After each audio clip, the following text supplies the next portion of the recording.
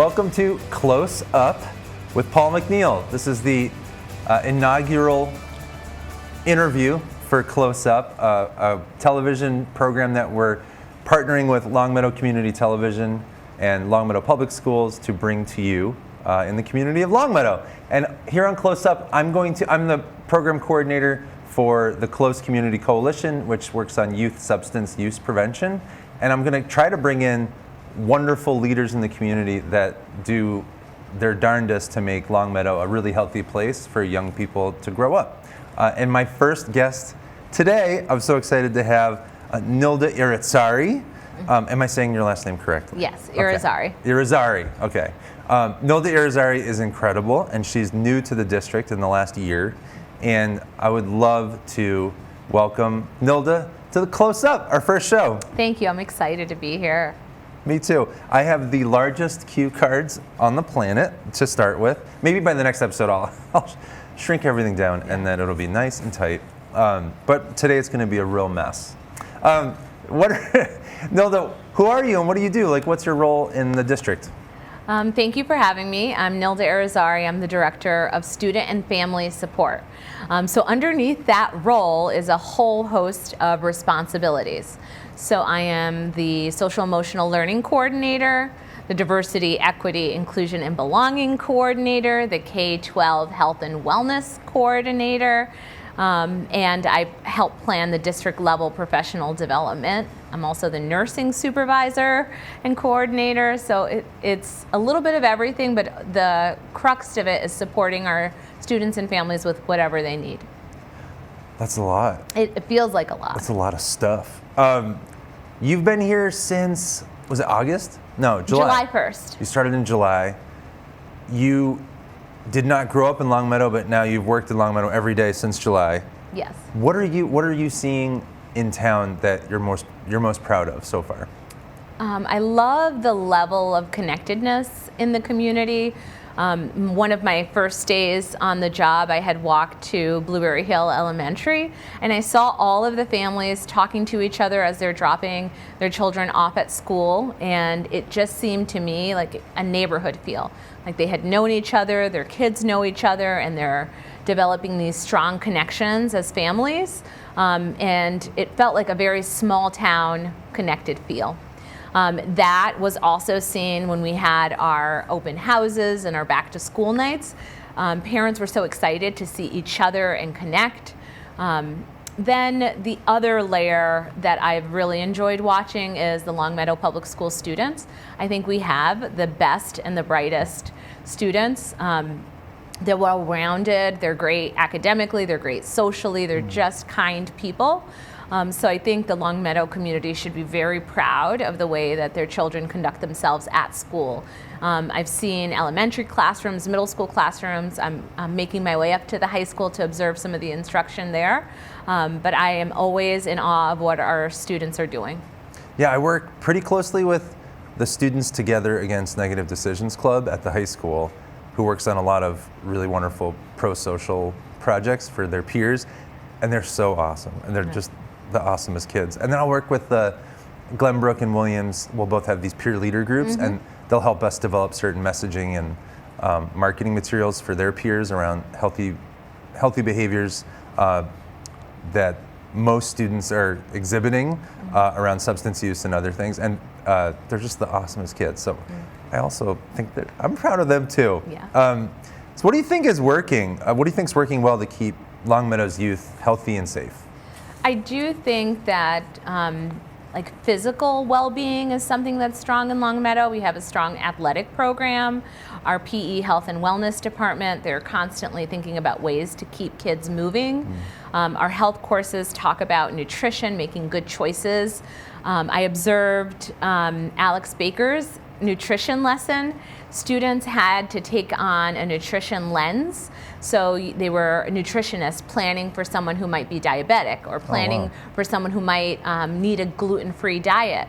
So the students were collaborating together, creating their own menus, and then presenting what they would, as nutritionists, recommend for their client. And I thought that was a really innovative way to introduce nutrition to students, helping them see it from the lens of a nutritionist, which is a viable, career for students. I was going to say, they could pair up with Health New England and offer coverage for, $20 copays. Yeah. That's because nutritionists are hard to find. That's so cool. Yeah, and we really do have an elite athletics team. Yeah. We offer so many things, so many different sports, and I really love our athletic director, Mike Capitowsko. Everyone calls him Cap. Yeah, Mike Capitowsko. Coach Cap. I think he strives for the whole athlete, someone who's great academically, someone who's great socially. They're leaders in the community, and they play well on the field.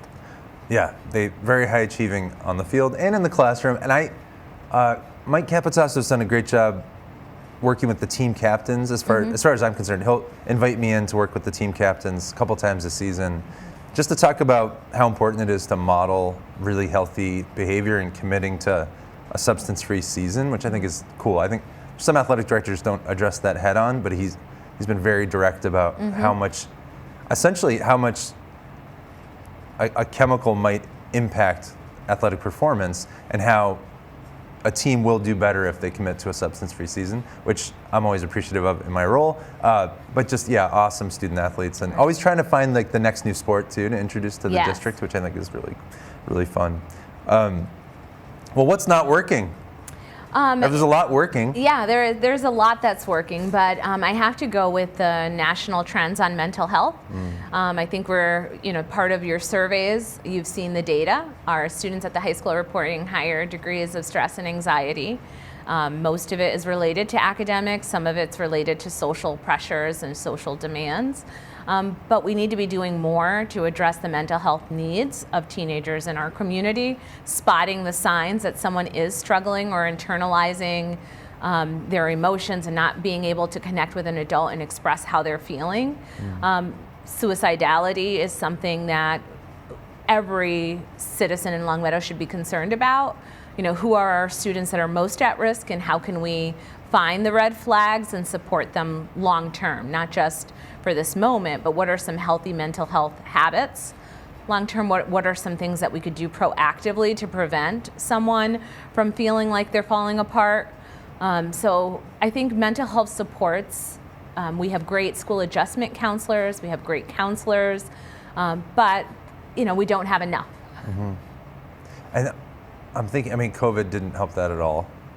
And the social, emotional, and mental health risk factors in town, I'm wondering if you could say anything about the new social, emotional learning curriculum that the district's committed to, and you've really helped usher into the district, and sort of what Ruler is, and will it help younger people develop some of these skills that will help them longer term? Yeah, that's a great question.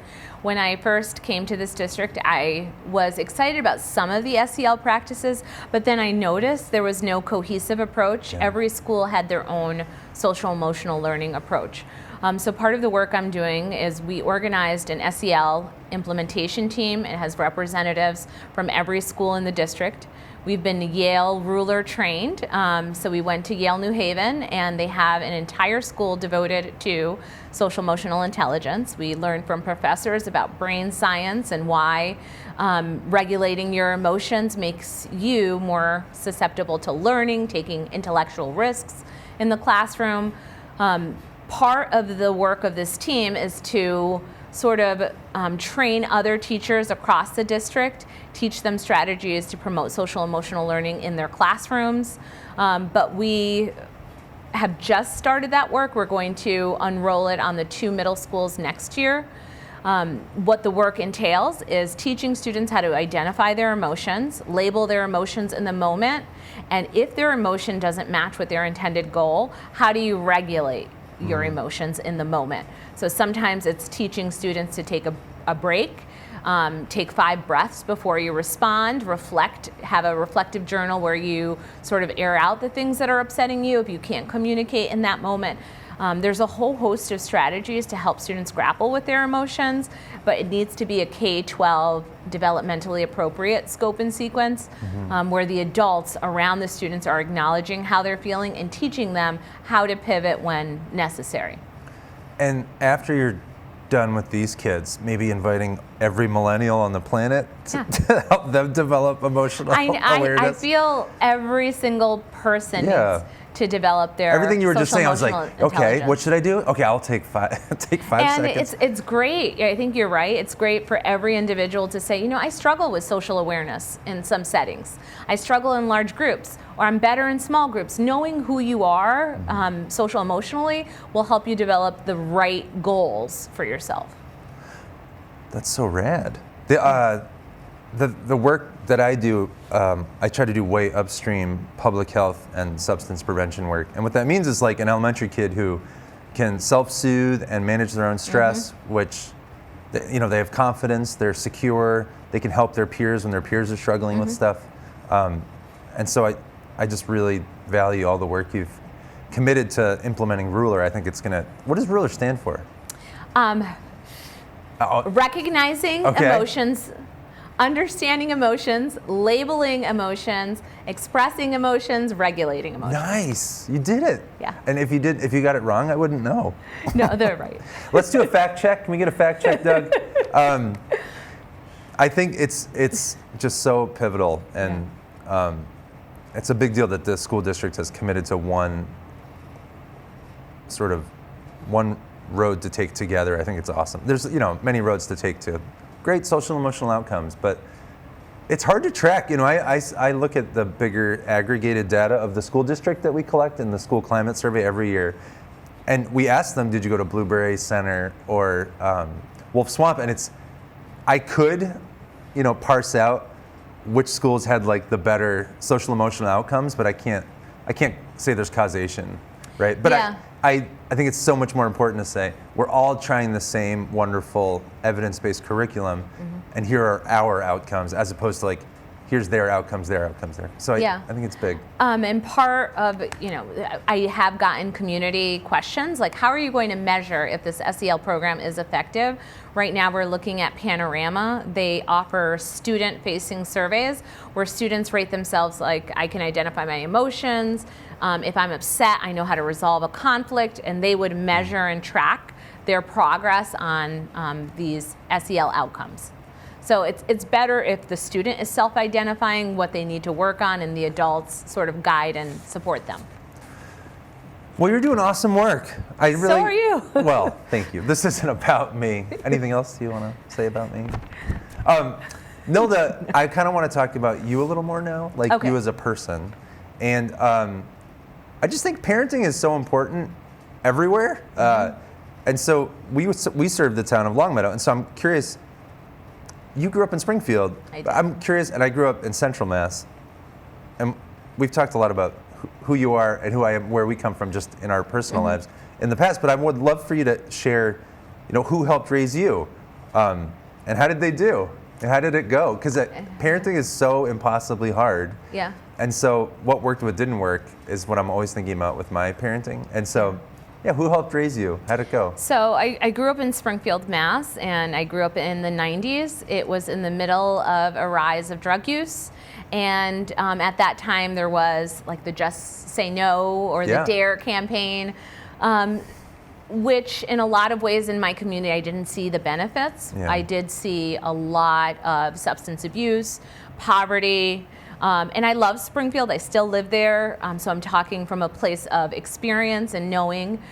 So I grew up on Pine Street Court, which is near the High School of Commerce, and it was a very rough environment, but I really loved school and I wanted to excel as best I could. I earned a full tuition scholarship to Springfield College, and that created the pathway that educational access allows for so much increased opportunity. But the people that raised me, my mom and dad in our home, they had great values.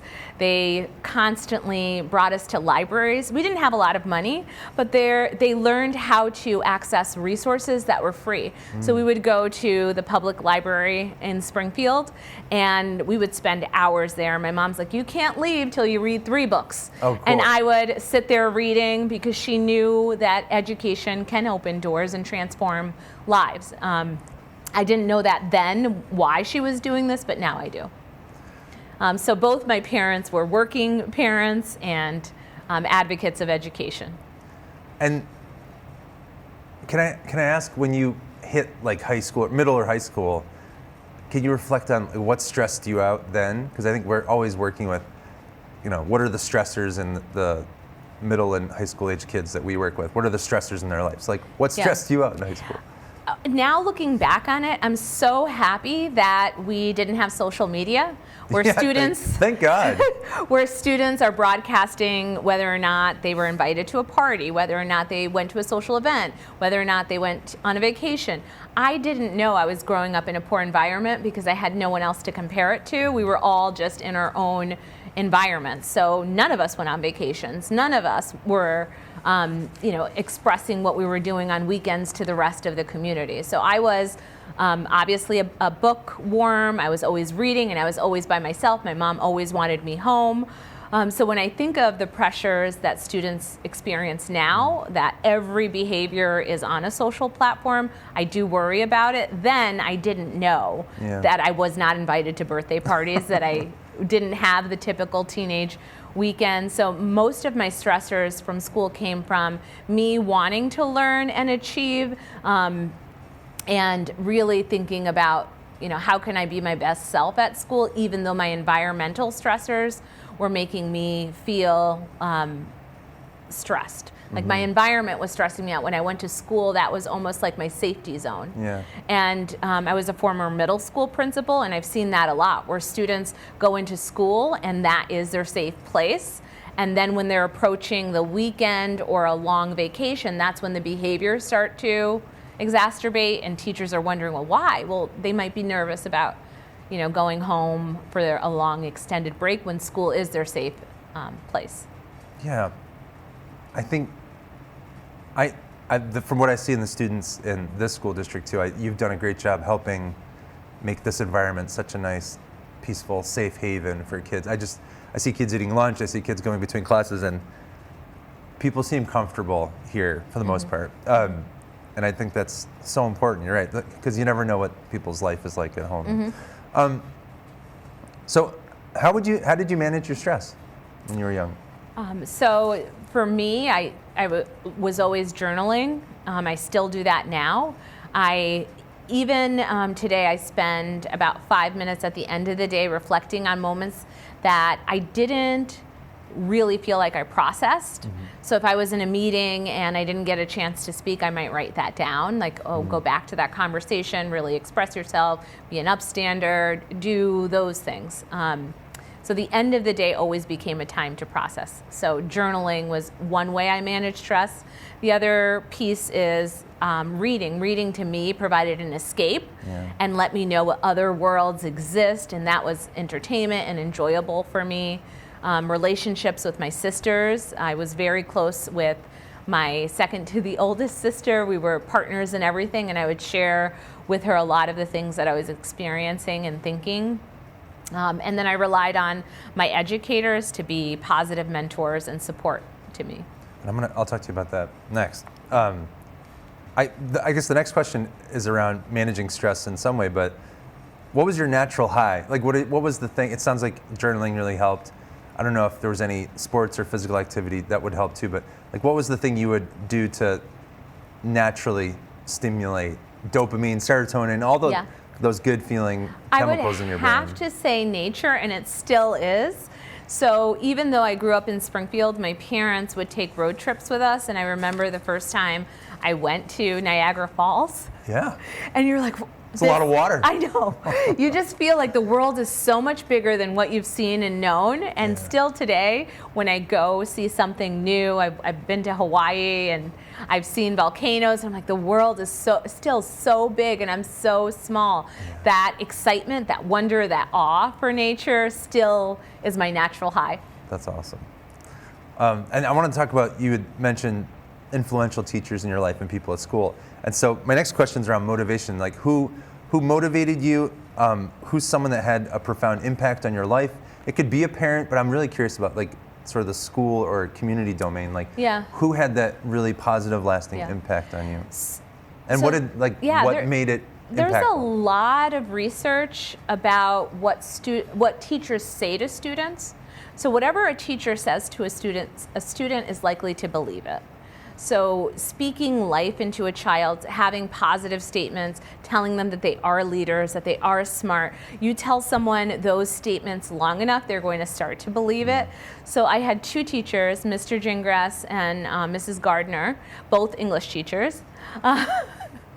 So both of them said, you know, you could be an English teacher, you could be a leader, you're so smart, you're so bright, like I see you becoming something great. And I kept thinking, really, me? So all of those statements, students notice what you say about them and to them. And my senior year, I became a tutor, so I was helping students learn how to read. It was the first time I met an illiterate teenager, and I had to tutor her on the basics. So I used phonics, whole language, used a blended approach. We would read magazines together. We'd have 17 out, and we would start like going through it. And then once I saw the spark of reading ignite in her, I'm like, why wouldn't I do this for the rest of my life? Work with kids, teach them how to read, teach them how to learn, expose them to like great new experiences, and then always express that belief that, you know, students can do great things. And you read a lot, it sounds like, when you were growing up. What's a book? I guess it doesn't have to be a book from when you were a teenager, but what's a book? What's a book now that you just absolutely love and the world needs to know about? I know people think that it's a dark text, and the movie is pretty somber because it was just redone. But The Color Purple, even before Oprah, I guess, redid it. She did. Even before that movie, that was one of the first books that I read, and I just thought Celie is sort of dealing with so much in her environment, but she's still able to rise above it and stay strong. Her level of resilience is there, and the same with the character Sophia. Like, they try to take everything from her, and still at the end she is able to preserve and retain who she is. I just thought that story is so empowering. And then I love Alice Walker. I've seen her speak, and that just moved me, that a text can withstand the test of time and can teach you about resilience and power. And multiple iterations in media. I know. Because is it right now? There's a new Color Purple? Yes. Okay. I haven't seen it. Okay. Neither have I. Let's go see it, and then we'll come back and we'll talk about it. My next two questions were around. So I wanted to know what you've read that we need to read. What have you watched, or what have you listened to? If there's like a podcast out there, what does the world need to know that you're excited about or fired up about? What have you watched? Okay. So I'm going to be honest. I don't. And this is part of the social awareness. Yeah. So I don't watch a lot of television. Okay. Movies? Yes. No. Nothing? I don't. I read. Podcast, radio? Yeah.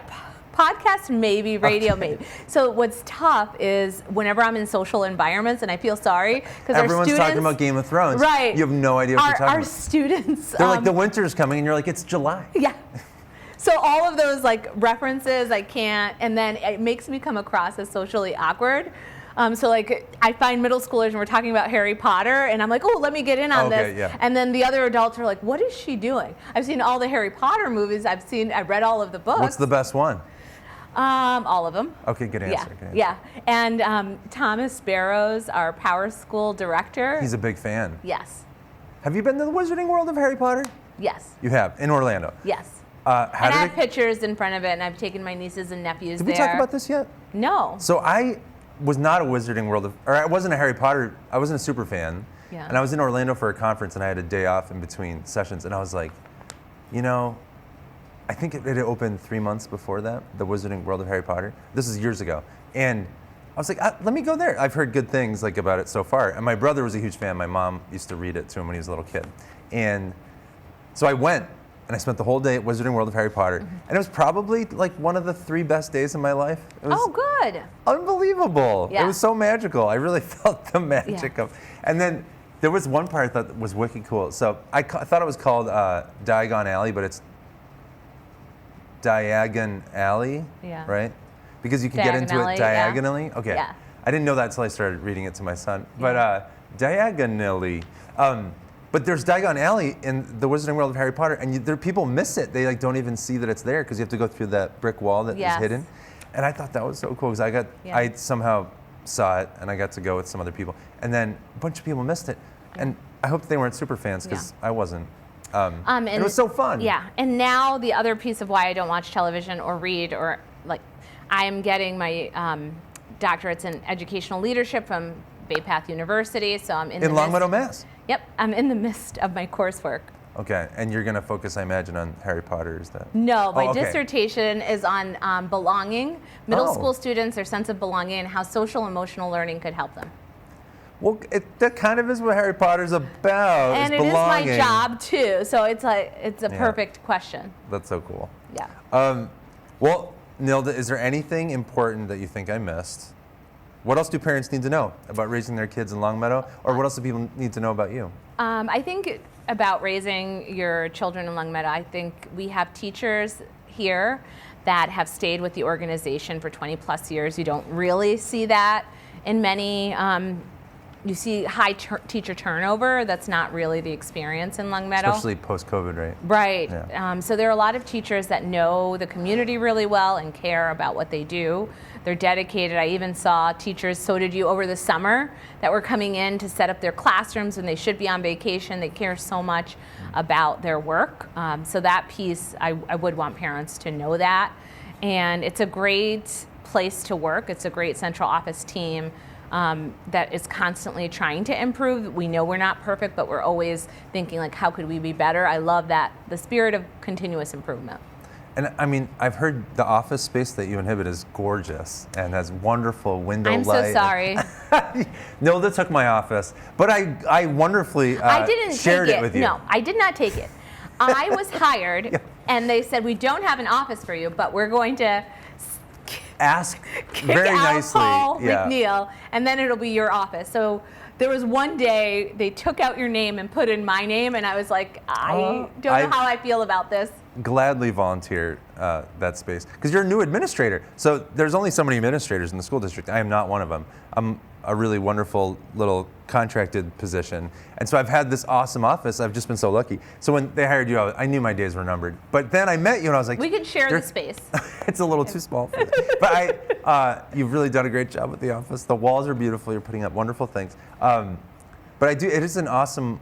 It's just an awesome group of people that work in central office and that serve this town. I've found even the people, the people that just that work for town offices. Mm-hmm. Everyone from Lynn Simmons down to the police department and the fire department. Just awesome people to work with. Mm-hmm. So that's why I started here 2017 and not eagerly looking to find other work because it's such a good community of people that work here, and the people I work with are all the people who live here. So it's not like I'm tied to it in these two wonderful ways, and it's been such a great place to serve.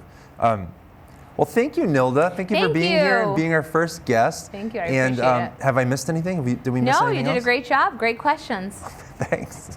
And we're going to try to do this show at least once a month with LCTV, and I just want to thank Longmeadow Community Television for helping support this in our first episode of Close Up. And join us down the road where we investigate and learn more about what makes Longmeadow a great place to raise kids. Thanks so much.